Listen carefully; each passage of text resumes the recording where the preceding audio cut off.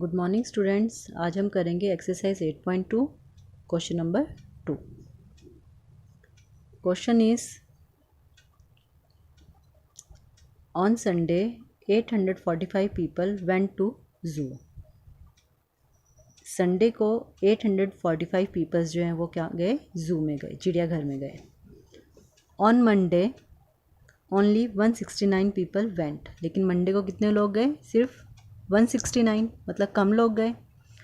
What is the percentage decrease in the people visiting the zoo on Monday? आपको क्या निकालना है, percentage decrease in the people, कि कितने लोग गए, कितनी परसेंटेज जो है कम हुई। ठीक है, किन लोगों की, उन लोगों की they visit to zoo on Monday as compare to Sunday. ठीक है, तो देखिए कैसे करेंगे। Number of people went to zoo on Sunday, Sunday को कितने लोग गए, 845 आपकी बुक में दिया है। फिर number of people went to zoo on Monday, Monday को कितने लोग गए, 169। ठीक है, ये भी बुक में दिया आपको। अब डिक्रीज इन नंबर,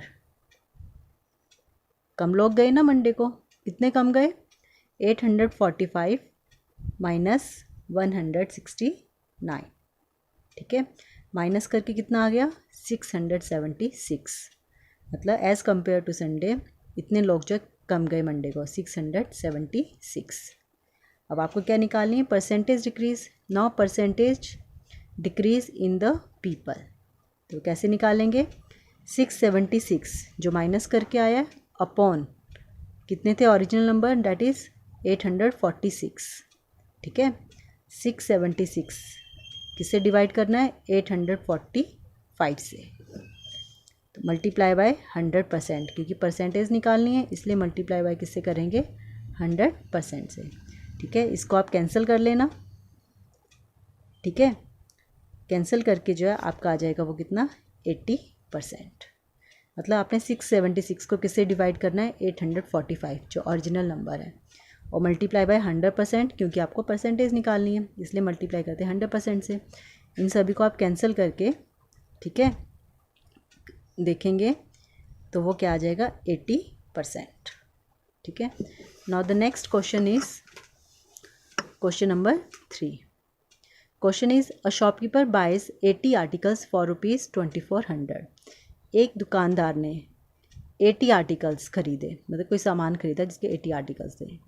ठीक है, और उसकी कॉस्ट कितनी आई, ₹2400, and sell them for a profit of 16%, और उसने उसको बेच दिया कितने परसेंट के प्रॉफिट पे, 16% के प्रॉफिट पे। Find the selling price of one article, आपको बताना है कि वो एक आर्टिकल कितने का उन्होंने बेचा। मान लो कि आर्टिकल आप मान लो बुक्स हैं या कॉपीज़ हैं आपकी, ठीक है, नोटबुक्स जिसे बोलते हैं, तो मान लो कि 80 आर्टिकल्स वो लेकर आए या 80 नोटबुक्स वो लेकर आए 2400 की। ठीक है, और जब उन्होंने बेचा तो उनको प्रॉफिट हो गया कितने का, 16% का। लेकिन अब आपको बताना है selling price of one article. ठीक है, तो देखिए कैसे करेंगे।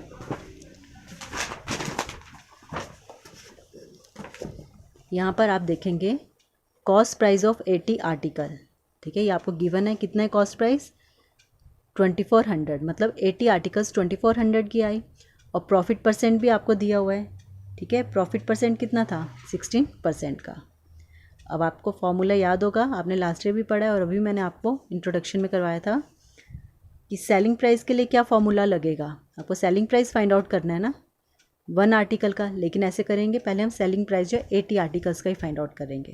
लेकिन सेलिंग प्राइस का क्या फॉर्मूला है, अगर आपको कॉस्ट प्राइस और प्रॉफिट दिया हो, यस, सेलिंग प्राइस का फॉर्मूला है 100 plus profit percent upon 100 multiply by cost price. ठीक है, लास्ट ईयर भी आपने ये फॉर्मूले किए हैं।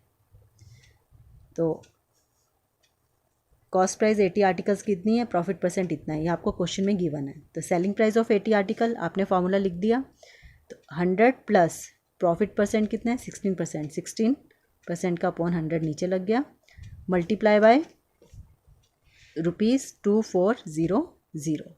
ठीक है, कॉस्ट प्राइस क्योंकि 2400 है। ठीक है, अब आप इसे कैंसिल कर सकते हैं, चलो पहले ऐड कर लेते हैं, 100 प्लस 16 कितना हो गया, 116 अपॉन 100 मल्टीप्लाई बाय ₹2400। 0 से 0 कैंसिल हो गए। अब 116 को मल्टीप्लाई किया 24 से तो कितना आ गया 2784।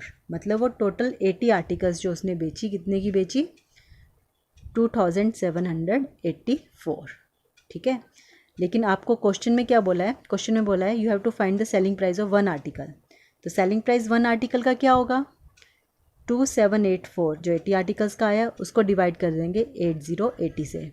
ठीक है, क्योंकि एक आर्टिकल का फाइंड आउट करना है, 80 आर्टिकल्स का पता है, एक का पता करना है, तो आप डिवाइड करेंगे 80 से।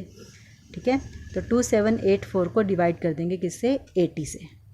उसके बाद आप उसे कैंसिल कर लेंगे, 2 से कैंसिल किया, 2 4 ज़ा 8 0, इसको भी 2 से कैंसिल करेंगे, 2 1 ज़ा 2, 2 3 ज़ा 6, 2 9 ज़ा 18, 2 2 ज़ा 4। इस तरह कैंसिल करते करते लास्ट में आ जाएगा 348/10। ठीक है, उसको आप डेसिमल में कन्वर्ट कर दो तो आ जाएगा 34.8।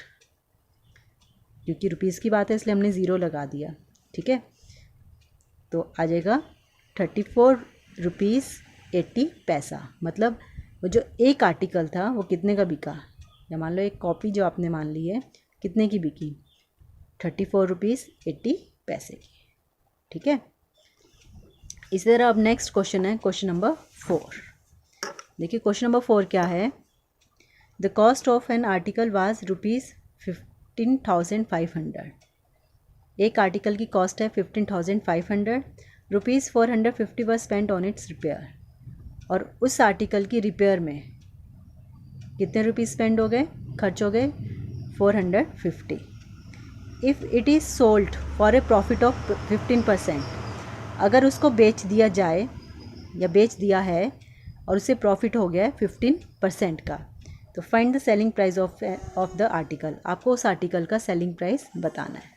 मतलब 15,500 की कोई आर्टिकल आप ख़रीदते हो, ठीक है, और इसकी रिपेयर में आपको 450 रुपीज़ और देने पड़ते हैं।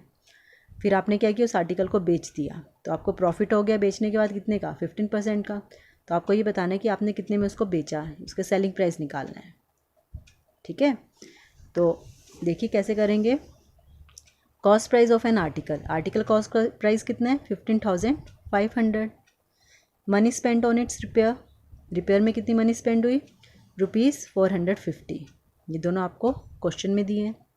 तो टोटल कॉस्ट प्राइस कितना आ गया 15,500 प्लस 450, तो आ गया 15,950।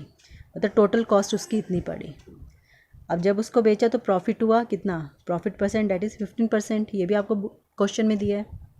ठीक है, तो अब देखिए यहाँ पे प्रॉफिट आपको मालूम है, कॉस्ट प्राइस आपको मालूम है, आपको क्या फाइंड आउट करना है सेलिंग प्राइस उस आर्टिकल का। तो सेलिंग प्राइस का क्या फार्मूला होगा, जब आपको कॉस्ट प्राइस और प्रॉफिट दिया हो, फार्मूला होगा 100 प्लस प्रॉफिट परसेंट, या profit upon 100 multiply by cost price.